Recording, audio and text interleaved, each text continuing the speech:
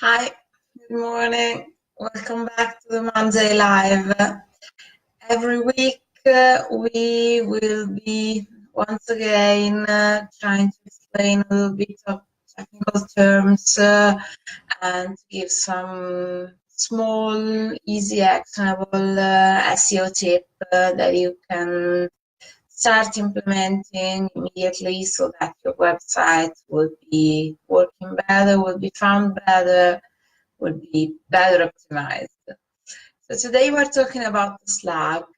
You might have heard of it, you might not know what it is, and well, these sessions are meant to be very basic so that this kind of terms does not scare anybody. There's nothing wrong in not knowing what it is, and once we become a little bit more familiar with these kind of things, the more we learn, the more knowing what they mean can make it easier to use them and to implement them in the right way.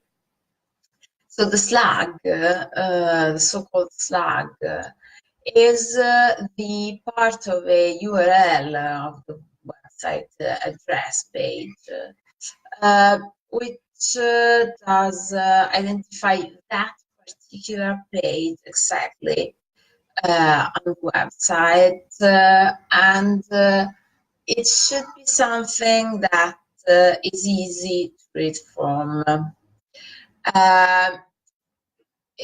In other words, it is the nice part of the URL, the one after the slash. You have your domain name slash something. This is what specifically shows what the page is about. It can be SEO friendly or not. Now, for example, if you have a WordPress website, by default, they're going to be SEO friendly because you will have your post name on it. So if you decided to have, for example, your post title and to make it SEO friendly so that it can be found for that specific keywords you would like to rank from, or the slug will be picking up the same as the post title, which is already SEO friendly. You can work on it, making sure that the keyword is in there, the one you want to rank for. I know it can be not too easy to choose exactly which is the keyword you would like to rank for. This is the most strategic choice you can do because not all keywords are created equal, and some of them are much easier to rank for. Some are extremely hard unless you have a ton of backlinks and you have the chances to actually work on your SEO a lot. Otherwise, if like most of the business owners and website owners, you do not have that plenty of backlinks, high quality backlinks yet, consider this is something that should be continuously worked over. You should continuously try and build and increase your backlink profile. Same as your content optimization. But if in the beginning your situation is not as good, well, you shouldn't aim to rank for two different difficult keywords. Once you've chosen the one that you want to rank for, you should make sure that it is present in your slug as well, because that is one of the places in which the Google crawler bots are programmed to search for. So now over the next weeks we will check most of those places so that you can make sure that your keywords are present in all of them.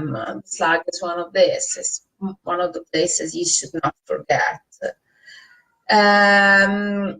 Just don't forget to consider that if you change your slug for any reason, and for example, because you hadn't been targeting the keyword, you changed your mind, now you want to be found for something else. Morning, Nick. Now make sure that if you're changing your slug, you might be breaking a link. You might be creating a 404 error, a page not found, which is a bad error. It's something that's really bad for your user experience, because we really don't like when we find this kind of page not found error. Even if there are some very cute graphic representations, we really don't want this kind of error. So try and make sure that whenever you change your slug, whenever you change your URL, and if, for example, you have a WordPress website and you use the SEO EOS plugin, morning, Liz.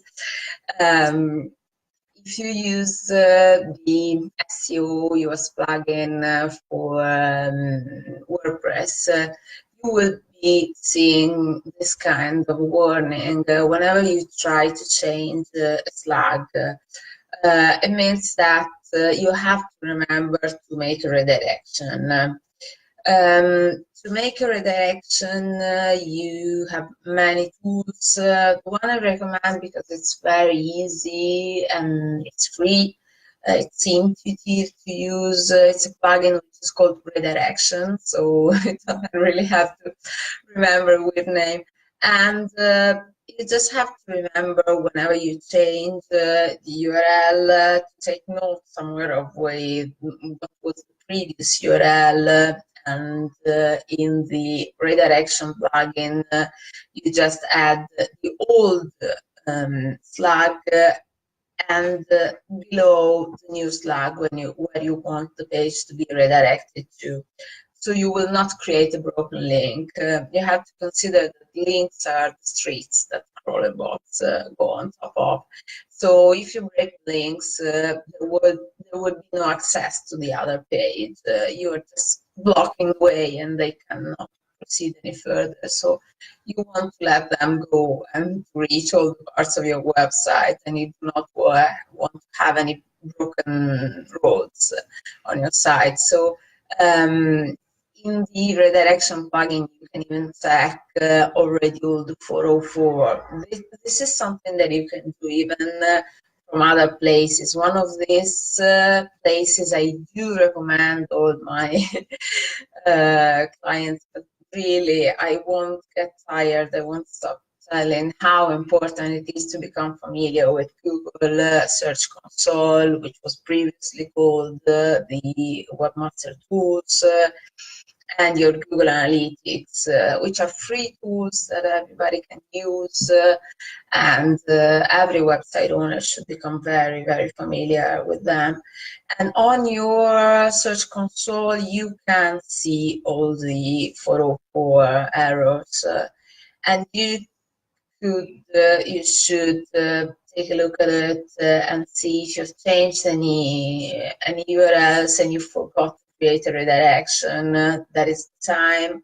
Or you can do it from the plugin itself, which is very, very handy and fast. There is a section on top on tabs, which is 404s, and you see all the broken links. And from that point, you can immediately create a redirection. So you see which are the pages that have been given page not found error, and you immediately create a redirection for that, so that you can immediately see how many times people have been trying to reach that page, and you can fix it straight away.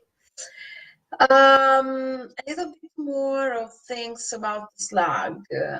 One of the things that you will see, for example, in the Yoast is the suggestion, which is not going to be given as a red error, but as a yellow warning, more like a suggestion, is make sure if you're using a stop word, make sure that you're aware of it and you know you want to do it, you're doing it on purpose. Consider that stop words are basically prepositions of a and the articles, the, a, and this kind. Because this kind of stop words are called like this because the search engines actually do not take them into considerations. They just stop considering it. So it is something that is completely useless in some cases. For example, if you're making a page about one of your products, the articles around it might not be important. But if instead you are making an article using a long tail keyword, and long tail keywords are the ones which actually add more parts to a keyword, so that the volume of traffic becomes narrower, but even you're getting more into targeting the actual niche. And the more you get into a long tail keyword, generally the more the conversion process is effective, because people are actually more interested in that specific purpose of that keyword that you're doing. So in this case, it's not so generic, it's something which is more niche and specified and detailed. So the more you add to that keyword, the more you might need to have the stop words in it. So what we'll be saying is, you've been using stop words, are you really sure that you want? It's always a matter of using your common sense and your best choice, trying to acquire the best ratio between a URL which is not too long, because you can't have a too long URL for displaying purposes, and even for sharing reasons, because generally you want share your URLs very often in many social media environments, and the too long URL might become, I know there are shorteners, but it's not even that user-friendly, too long URL. So you might consider that when it's about length, shorter is better in this kind of situation, unless you are taking out of readability.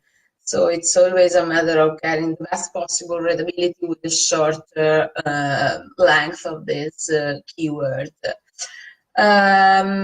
Also, when you're having your slug, you should try and consider to use similar words. So it is a matter of trying to find synonyms. We will be talking about synonyms in one of the next sessions, because this kind of latent semantic indexing is something that can really help your website. So the more related keywords you add into your page, the more you're helping the crawler bots to understand what the page is about, and to get them the idea that this is really very relevant to match some kind of user intent in some search queries. So try and make sure that you know which your synonyms, similar words are, and if you can add them to your slug, that might be something to consider. Also, when you use your slug, try not to use any keywords you want other pages to rank for. Because if you have assigned every single page of your website to one specific target keyword, making some kind of keyword content map, which is something that every SEO professional should be doing. And even you, if you're taking care of your own website, you should know which page is targeting which keyword, and it doesn't have to be an Excel file unless you want it to. It can be the best kind of organizing you can find. Generally, this kind of Excel file is helpful and easy to keep track of, but that is completely entirely up to you. And if you know that you're trying to rank another page for one specific keyword, if you add it in the URL of this page, you're not helping yourself, because it's like you're giving a conflicting message. You want that other page to rank for it and not this one. So you shouldn't include this keyword, that keyword into this article. So I hope that this helped you understand a little bit more what the slug is about. Just remember that you can start watching the pages, for example, as an exercise when you're browsing the internet, when you're checking pages. Now, for example, if you check my own Facebook page, after Facebook.com, there is slash the pink SEO.marketing, which is my business name, and that is slug. If I make a new article, it might be pink SEO.marketing/slug, because the article will be about that. I might choose, for example, not just /slug, but something more with a longer tail, because it might be narrowing my search intent. So I might use, for example, optimise slug WordPress, because I might realize that I rather want my my article to be found for WordPress users and how to optimize your slugs. Curiosity, the last one, that how it came from, well, probably the word slug comes from the journalism jargon, because that was the way they used it to call the catchline. So the short phrase, the short title, how they were calling internally the journalist that short story of the newspaper they were writing about for that magazine copy.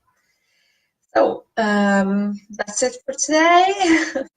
Let me know if you liked it. Share this video with anyone you know that might be interested in knowing a little bit more how it is like, what goes on behind the scenes of their websites, if they want to improve it, if they want to improve the visibility of it, to be better found. This is all free training, and I mean, it can be useful and interesting for you to share it to somebody you know that might benefit from getting more traffic to their sites, more targeted and specified traffic, not just random one, but something that you build for your precise business intent. And see you next week. Ask me any kind of questions if you have.